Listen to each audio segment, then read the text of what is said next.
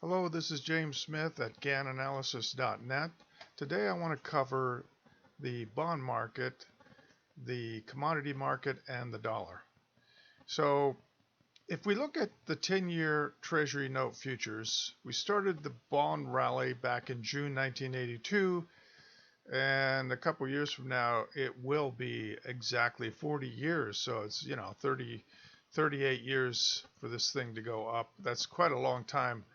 The circles on this chart represent areas where we formed a high in June. Now, the point I want to get across is that June is a likely turn date. We're coming up on it 204 months from this high back in June 2003. That'll be 17 years or 204 months. 156 months from this low back in June 2007. That's 13 years, 18 months or 1.5 years from low, and 45 months, 45 months from this high here. So you've got enough cycles pointing to a likely top here in April, June. Sometime this spring or early summer, there's a good chance that bonds may form a peak in sync with this cluster of Gann cycles. Now, if it does start to sell off, keep in mind that once you take out the former high here at 135.29, you're probably on your way down to test the 1x1 line, which is all the way down at 120.04. And if you take that out, maybe you're starting a very serious long-term decline. The point would be that, no market rally lasts forever. And bonds have been rallying up for, over 38 years. So, could it go 40? I suppose it's possible. Anything's possible, but the odds are against it. And I would look at the bond market in relation to the dollar. If you see the dollar index take out the 50% retracement at 95.86, at the same time that, hey, the bond market's starting to wobble, it might mean the Fed has probably issued too many bonds and it's impacting the dollar as well as the bond market. That could happen. And at the same time that the dollar starts to weaken, you might ask, well, why is the dollar going to weaken? It might be because they issued too many bonds, or it might be quite simply that the economy starts to recover. I'm not saying that we're going to see a huge recovery, but maybe, if we get the peak in the virus and the death toll on the daily basis starts to decline, there might be an anticipation in the markets of better times to come. And hey, maybe commodities like oil, other basic commodities will start to move up. If you get above the 5/8 retracement at 373.42, maybe you go back to 436.96, which would be the 50% retracement. You take that out, maybe you're starting a much bigger move to 691 to retest this high here in April 2011. What I think would be interesting, April 2011, if you got up there by April 2021, that would be a 10-year cycle, high to high. I'm not saying that's going to happen.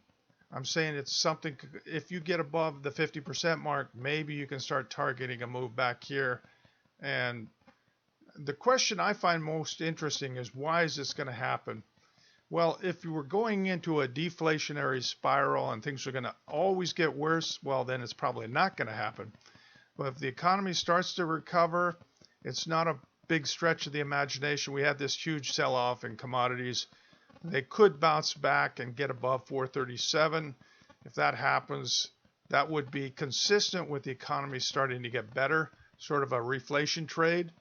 And certainly if the dollar takes out 95.86, you could argue that's a bullish thing because, maybe the reason people rallied into the dollar is because, a safe haven. And if things start to get better, maybe some of that safe haven appeal will disappear. The dollar would naturally decline. So you can make an argument either way. Things are getting better, the dollar goes down. Or you can make the argument that, hey, they issued too many bonds, and that for that reason, it impacts the dollar as well as the bond market. So you can make all kinds of arguments fundamentally, and I'm not here to talk about that. Mainly, I'm here to tell you that you've got a cluster of Gann cycles, June through April, that indicate a likely top this spring for bonds. And if you see bonds start to sell off, nothing's guaranteed, but if it does start to sell off and it takes out this support, this former high at 135.29, well, then maybe you're starting a big move down. And if that happens at the same time the dollar takes out 95.86, well, then maybe it will be something big. And maybe it's good, maybe it's bad. Maybe it's a reflation trade. Maybe commodities go up, the dollar goes down, and bonds sell off because the economy is getting better. Less reason to stay in bonds because people are starting to feel more comfortable. So you can make any kind of argument you want. But from a Gann perspective, all we're really looking at is the levels. We take out this level at the time that we're forming a high here, shortly later this spring or into June, then, then maybe something's going on. Maybe bonds are starting a big move down. And if and when the day comes when you take out this major 1-by-1 line at 120.04, that would be a very big event. Then you'd know the long bull market in bonds is over. You're starting a long bear market in bonds. And maybe that's a good thing. Maybe, rising bond yields is better. It indicates the economy, global economy is recovering, and certainly the U.S. economy. So I just wanted to give you a quick heads up on these three key markets.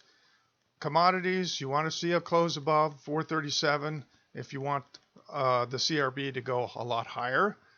And the dollar, if it takes out 95.86, it will go a lot lower, probably at least to 89.56, maybe even lower.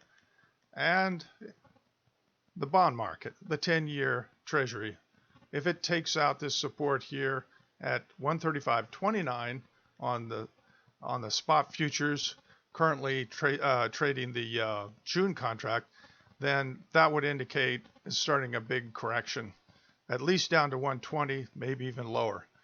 So I hope this has been helpful. If you would like to see the complete report, check out, register to my website at gannanalysis.net, and you'll get access to the complete report on what I've just talked about and a few more details. Thanks a lot.